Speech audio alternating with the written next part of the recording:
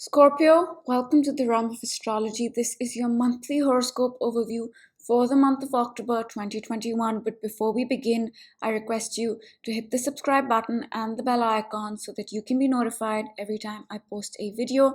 And I also do daily video horoscopes and weekly video horoscopes that you can watch on my YouTube channel. And Scorpio, this reading is for Scorpio rising and Scorpio sun. I would recommend watching your rising sign and then your sun sign. And one more thing, Scorpio, if you are interested to know longer term energies in your chart, then you can watch my long term energy video for your sign, which is already on YouTube.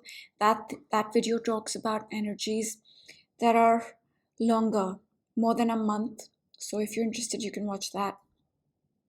And let's talk about the month of October. So Scorpio, as we enter the month of October, one thing to be mindful of is that Mercury here is retrograde, and Mercury retrogrades are not the best time to sign new contracts, start new things. Communication can slow down and gadgets can malfunction as well. So just be mindful of that as we enter the month of October. Now, the first important thing about October is on October 6th, and that is the new moon in Libra. Now, this new moon is happening at about 13 degrees of Libra, which puts it in your 12th house. And what is a new moon, Scorpio? A new moon is essentially a moment where we seed something that we will work on for the next lunar month, for the next 20-30 days. And this beginning of sorts, this seeding is connected to your 12th house of spirituality, the higher realms, your subconscious mind, closing out the past. It's also the house of drugs, delusions, addictions, and depression. So at this moment here, maybe you're beginning something. Maybe you're clearing out the past, right? Because it's in your 12th house. 12th house is about ending the past. Maybe this is a point where you start to close out your past. Or maybe this is a new beginning in your spirituality. Maybe you take up a spiritual practice. Now, these are just examples. So it could be any one of these things. Anything connected to the 12th house. Then on the same day, Scorpio, we have Pluto going direct.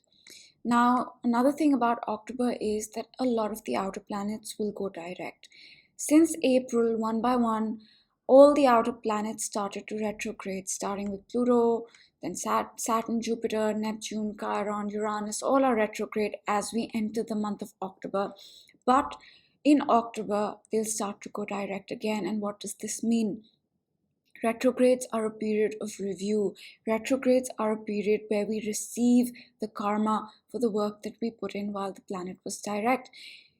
So retrogrades are that. And what happens when a planet goes direct? When a planet goes direct, the active work associated with that planet begins again. The active creation of karma begins again. And for you, Scorpio, Pluto has been in your 3rd house. Now, Pluto is a planet of transformation.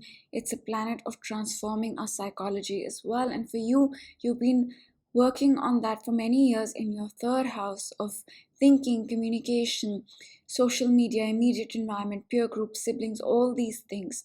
So for the past few months, the active work in that area of your life kind of slowed down, but now that work will begin again. Then on October 7th, Scorpio, Venus is going to leave your sign and enter the sign of Sag, which means it's going to leave your 1st house and enter your 2nd house. And Venus is a benefic. It gives gifts and blessings, and it also makes us more receptive to the area it is transiting. And for you, that has been the 1st house up until October 7th. And this means that you could have received gifts and blessings, or even just become more receptive to the 1st house, your identity, who you are, how you present yourself to the world, how the world sees you, all these things. So it could be that you become more receptive about your leadership. And what kind of leader am I? 1st house is also leadership. Or it could be that you receive a blessing connected to your identity or leadership. But now Venus is going to enter your 2nd house on October 7th, and that's where the blessings, the rewards will come, and that's where you will become more receptive also. And the 2nd house is the house of finances, material possessions, self-worth, values, and skills. So it could be that you become more receptive to your values, or it could be that you receive a blessing, maybe in some skill that you're trying to learn. These are just examples, could be anything connected to the second house. And then on October 10th, we have another planet going direct, and Saturn here is going to go direct. Now, Saturn has been in your fourth house, Scorpio, since December of 2020 for good. Before that, it retrograded back and forth. And Saturn is a planet of hard work. It asks us to work hard. And it also, that's what Saturn wants. It wants us to work hard. And for you, that hard work, Saturn is asking you to work hard on your emotions, on your home, on your family. It could be a physical home as well, your closest friends, and nurturing yourself. And when Saturn went retrograde in the past few months, that active work kind of slowed down, but now that work will begin again, and that's connected to your fourth house. And then on October 12th, Scorpio, we have the first quarter square of the moon. Now, this is a point where the sun and the moon make their first 90-degree angle, and this is a point where we start to make adjustments and overcome challenges. And these are small adjustments and small challenges connected to what? The new beginning you had on October 6th in your 12th house. So, for example, maybe you started a new spiritual practice and you don't have time in your routine to fit it in. So this week you're assessing, how do I fit it into my routine? How do I make it better? So simple things like that. But the whole energy is about making those adjustments and changes. And then on October 18th, Scorpio, we have Jupiter going direct. Now, Jupiter is a benefic. It gives gifts and blessings, and it also brings lessons. Now, Jupiter is in your fourth house, as you can see on the chart. And this means the blessings, the gifts, the rewards, and the lessons that are coming to you are connected to your family, foundation, deepest emotions, closest friends. Could be a physical home, and taking care of yourself and nurturing yourself. And if you're into cooking, then that as well. That's the fourth house. So for the past few months since Jupiter has been retrograde, the rewards and the lessons have slowed down. But now they will begin again connected to your fourth house. And on the same day, Scorpio, Mercury comes out of retrograde. It starts to move direct, and for you specifically, Mercury retrograde in your 12th house meant that you needed to review matters connected to the 12th house, the past, your subconscious mind, spirituality, spiritual practices. If drugs, delusions, addictions apply to you, then those as well. So now Mercury is going to come direct, and now the communication, which could have slowed down with Mercury retrograde, starts to come back to base. It's also, all these things will begin again, right? So the review process stops now, and the forward movement begins again.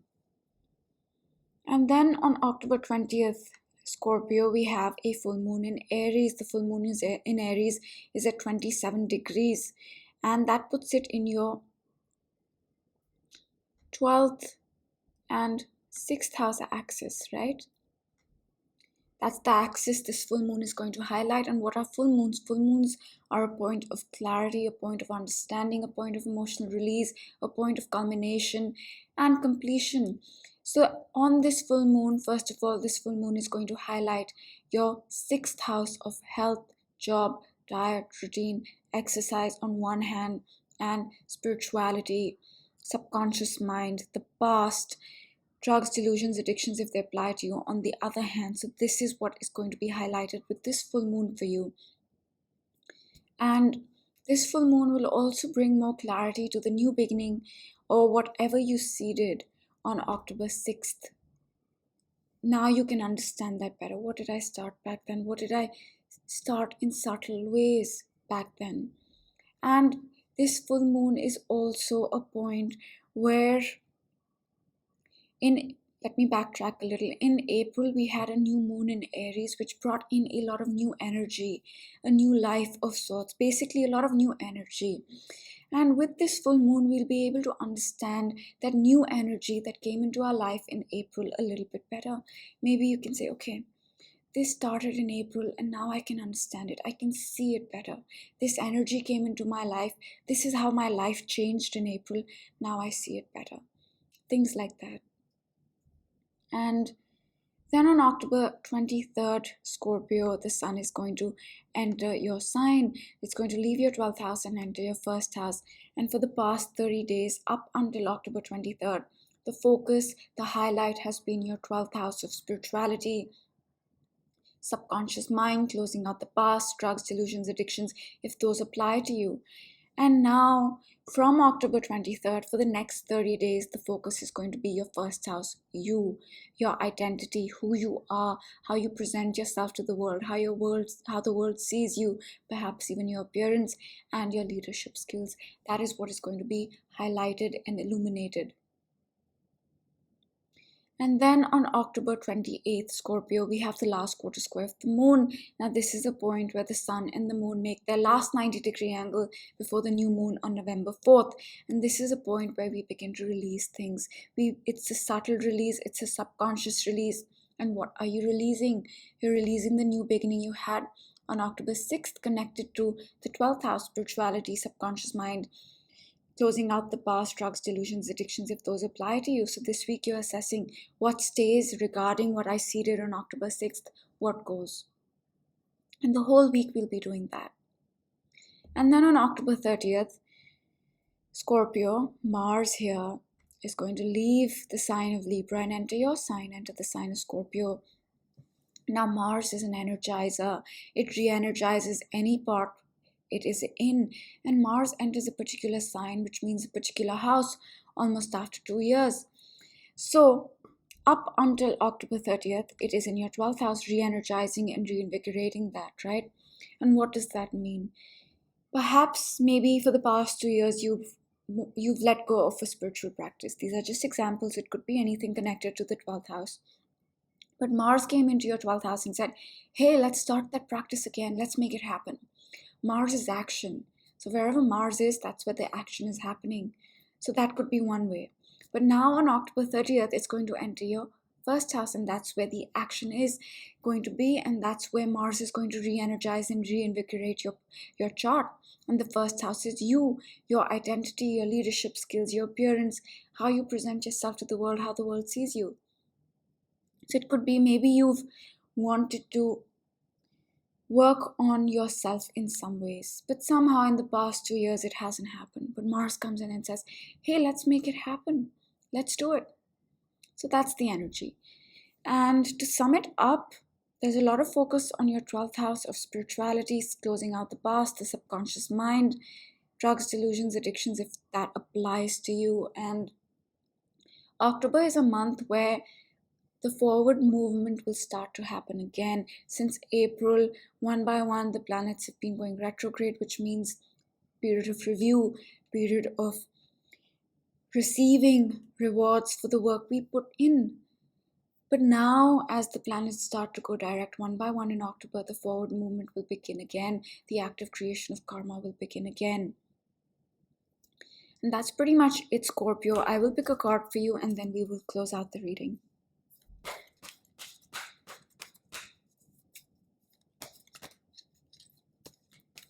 I'm going to go with the top card. Worry. I'm learning that worry doesn't change an outcome. I think the lesson this month for you, Scorpio, is that don't worry. Let go of any stress you have. Because worry doesn't change an outcome. So maybe the lesson for you this month is to stop worrying. Let me pick one more card for you.